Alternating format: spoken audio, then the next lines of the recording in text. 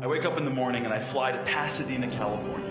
What I was doing is, for my company, the real estate company that I work with, I spend a lot of time doing investor presentations. And the speech is over, and a guy comes right at me, makes a beeline for me. And he said, I'm ex-military. I fought in whatever wars, and then I got injured. And after my injury, they moved me into the military academy. What I do is I train soldiers in how to become great soldiers. That's what my job was. And I teach my soldiers always to look out for the hero's moment.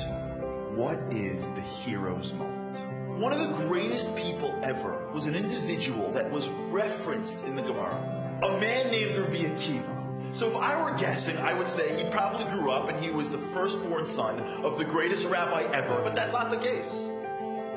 Rabbi Akiva was a shepherd who did not, until the age of 40, even understand Aleph base. 40 years old he starts, and he doesn't become just a rabbi. He becomes the leader of the generation. And not only does he become the leader in Torah, Rabbi Akiva becomes a military giant. And he's got 24,000 students. That's bigger than Lakewood and the Mir and Israel combined. And he's got the right hand of Torah and the left hand of military strength. And he's got God clearly on his side. Sirius HaOmer. It all starts to unravel. And the students start to die. And it goes from bleak to bleaker to dark to black. What would a reasonable man do next? He'd pack it up, he'd go to his apartment, and he would basically lick his wounds for the rest of his life. And he would say, you know what? I guess Hashem wasn't with me. You know what Rabbi Akiva does? He gets up, brushes himself off, goes down south and goes, you know what? Let me open up again. I'm only over 100. And he has 5 students. Can you imagine 24,000? Now he's got 5 guys in the front. But guess what? The Gemaras that you learn, the Kabbalah that runs this world, is all being revealed from those 5. And we're in this room today. We're sitting here today because of those 5. The question is how.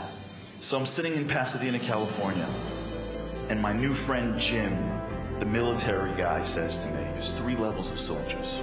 They're good soldiers, and there are great soldiers. Great soldiers go the extra mile, and then in their training, something happens. Something happens when everything goes wrong and everybody quits. And there's always one soldier that never gives up. There's always one that, when all reasonableness says stop, says I am never stopping. That's the hero's moment. You could be the greatest guy in the world, but you're not tested until you fall.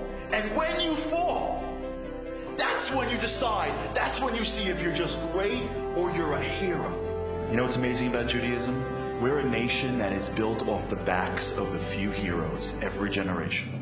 It's when a whole nation stands at the banks of a river and says, how am I going into the river? What are we even doing here? And one Jew, Nachshon, says, I am never giving up. It's one Jew when the whole world is sitting at the edge of Canaan, and they say, we can't go in, we can't fight, we're Jews. We can sue them, but we're never going to fight them. It's one Jew, Kali, that says, although not, live in their Ashnos.